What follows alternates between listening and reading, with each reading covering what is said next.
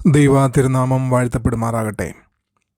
ഇന്നത്തെ നമ്മുടെ തിരുവചന വായന ഭാഗം ആവർത്തന പുസ്തകം 30-31 അധ്യായങ്ങളാണ്.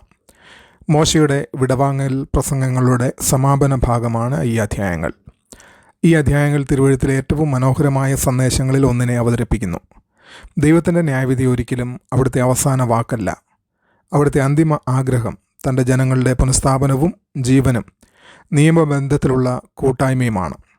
മോശ തൻ്റെ നേതൃത്വമില്ലാത്ത ഭാവിക്കായി ഇസ്രായേലിനെ ഒരുക്കുകയും മനുഷ്യ നേതാക്കളിൽ മാത്രമല്ല ദൈവസാന്നിധ്യത്തിൽ ആശ്രയിക്കാൻ അവരെ പ്രോത്സാഹിപ്പിക്കുകയും ചെയ്യുന്നു. 30-ാമത്തെ അധ്യായത്തിൽ ഉടമ്പടിയുടെ അനുഗ്രഹങ്ങളും ശാപങ്ങളും അനുഭവിച്ച ശേഷം അനുസരണക്കേടിൻ്റെ ഫലമായി അവർ ജാതികളുടെ ഇടയിൽ ചിതറിക്കപ്പെടും. എന്നാൽ അവർ പൂർണ്ണ ഹൃദയത്തോടും പൂർണ്ണാത്മാവോടും കൂടി ദൈവത്തിലേക്ക് മടങ്ങി വന്നാൽ ദൈവം അവരെ വീണ്ടും പുനഃസ്ഥാപിക്കുമെന്ന് മോശ പറയുന്നു.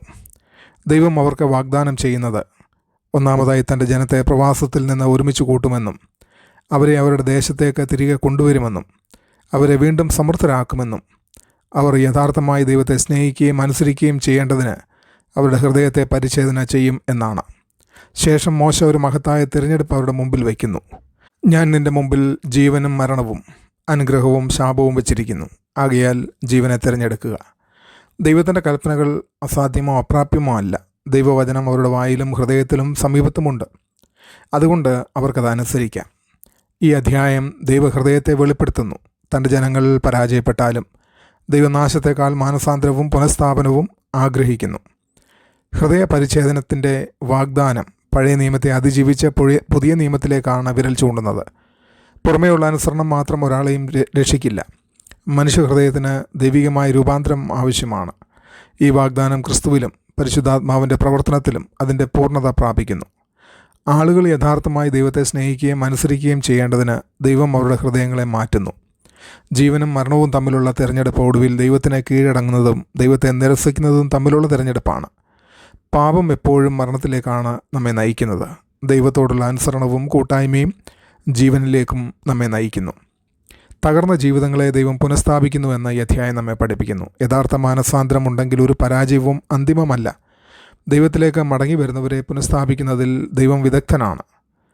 ക്രിസ്തീയത ഹൃദയത്തിൻ്റെ രൂപാന്തരമാണ് എന്ന് ഈ അധ്യായം നമ്മെ ഓർമ്മിപ്പിക്കുന്നു. യഥാർത്ഥ ക്രിസ്തീയത വെറും മതാചാരമല്ല. ആത്മാർത്ഥമായി ദൈവത്തെ സ്നേഹിക്കുന്ന രൂപാന്തരപ്പെട്ട ഹൃദയങ്ങളെയാണ് ദൈവം ആഗ്രഹിക്കുന്നത്. ഓരോ ദിവസവും ഒരു ആത്മീയ തിരഞ്ഞെടുപ്പാണ് എന്നുകൂടെ ഇത് നമ്മെ ബോധിപ്പിക്കുന്നു. വിശ്വാസികൾ തുടർച്ചയായി അനുസരണവും വിട്ടുവീഴ്ചയും വിശ്വാസവും അവിശ്വാസവും ജീവനും ആത്മീയ ക്ഷയവും തമ്മിൽ തിരഞ്ഞെടുക്കുന്നു. 4-മതായി ദൈവവചനം സമീപത്തുണ്ട് എന്ന് നമ്മെ ഓർമ്മിപ്പിക്കുന്നു. വിശ്വാസികൾക്ക് തിരുവെഴുത്തും ഉള്ളിൽ വസിക്കുന്ന പരിശുദ്ധാത്മാവുമുണ്ട്. ദൈവം വെളിപ്പെടുത്തിയ സത്യത്തെ അനുസരിക്കേണ്ട ഉത്തരവാദിത്വം നമുക്കുണ്ട്. 31-ാമത്തെ അധ്യായത്തിൽ മോശയ്ക്ക് ഇപ്പോൾ 120 വയസ്സായി. താൻ യോർദാൻ കടക്കുകയില്ലെന്ന് അദ്ദേഹം പ്രഖ്യാപിക്കുന്നു. യോശുവയെ പൊതുവായി ഇസ്രായേലിൻ്റെ പുതിയ നേതാവായി നിയോഗിക്കുന്നു.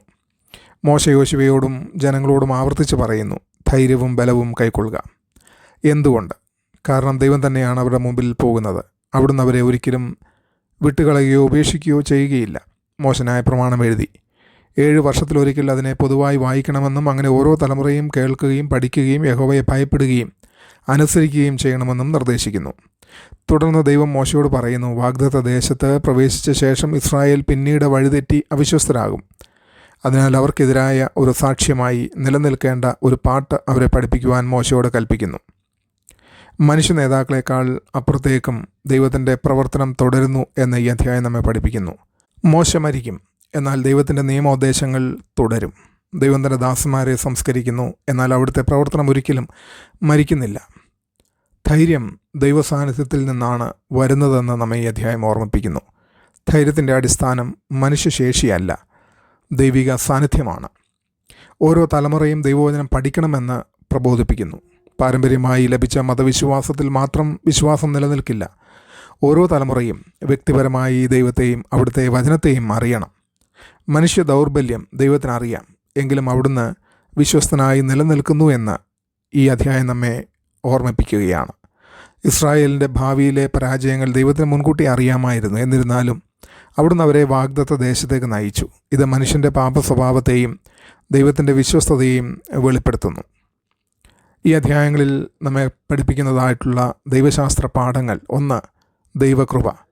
ദൈവം തൻ്റെ ജനത്തെ ശിക്ഷിക്കുന്നു, എന്നാൽ തിരികെ വരുവാനുള്ള ക്ഷണം എപ്പോഴും നൽകുന്നു. 2, ഇത് ഓർമ്മിപ്പിക്കുന്നത് ദൈവത്തിൻ്റെ പരമാധികാരത്തെയാണ്. ദൈവം ഭാവിയെ അറിയുന്നു. ചരിത്രത്തിൻ്റെ മേൽ പൂർണ്ണ നിയന്ത്രണവും അവിടുത്തേക്കാണ് എന്ന് നമ്മെ ഓർമ്മിപ്പിക്കുന്നു.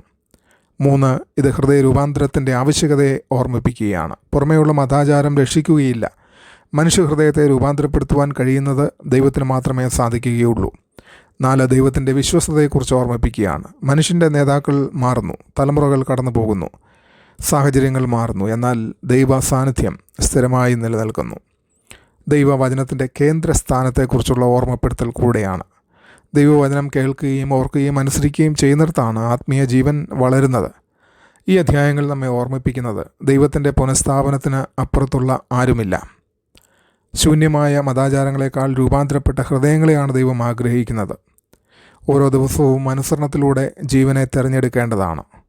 ദൈവസാന്നിധ്യമാണ് ധൈര്യത്തിൻ്റെ ഉറവിടം. ദൈവത്തിൻ്റെ ദൗത്യം വ്യക്തിഗത നേതാക്കളെക്കാൾ അപ്പുറത്തേക്ക് തുടരുന്നു. ഓരോ തലമുറയിലും തിരുവെഴുത്ത് കേന്ദ്രസ്ഥാനത്ത് നിലനിൽക്കണം. യോർദാൻ്റെ മുമ്പിൽ അജ്ഞാതമായ ഭാവിയെ നേരിട്ട് നിന്ന ഇസ്രായേലിനെ പോലെ ക്രിസ്ത്യാനികളും അനിശ്ചിതമായ നാളെ അഭിമുഖീകരിക്കുന്നു. എന്നിരുന്നാലും ദൈവത്തിൻ്റെ കൽപ്പന ഇന്നും അതുതന്നെയാണ്: ജീവനെ തിരഞ്ഞെടുക്കുക. അവിടുത്തെ വാഗ്ദാനവും അതുതന്നെയാണ്: ഞാൻ നിന്നെ ഒരിക്കലും വിട്ടുകളയുകയില്ല, ഉപേക്ഷിക്കുകയും ഇല്ല. ഞാൻ വെറും പുറമേയുള്ള മതാചാരങ്ങൾ അനുഷ്ഠിക്കുകയാണോ, അല്ലെങ്കിൽ ദൈവം യഥാർത്ഥത്തിൽ എൻ്റെ ഹൃദയത്തെ രൂപാന്തരപ്പെടുത്തിയിട്ടുണ്ടോ? എൻ്റെ ദൈനംദിന തീരുമാനങ്ങളിൽ ഞാൻ ദൈവാനുസരണത്തിലൂടെ ജീവൻ്റെ പാത തിരഞ്ഞെടുക്കുകയാണോ, അല്ലെങ്കിൽ ആത്മീയ വിട്ടുവീഴ്ചയിലേക്കാണോ നീങ്ങുന്നത്? ഈ ചിന്തകളിൽ നമുക്ക് ഇന്നത്തെ ദിവസം മുൻപോട്ട് കൊണ്ടുപോകാം. ദൈവം നമ്മെ എല്ലാവരെയും അനുഗ്രഹിക്കട്ടെ. ആമേൻ.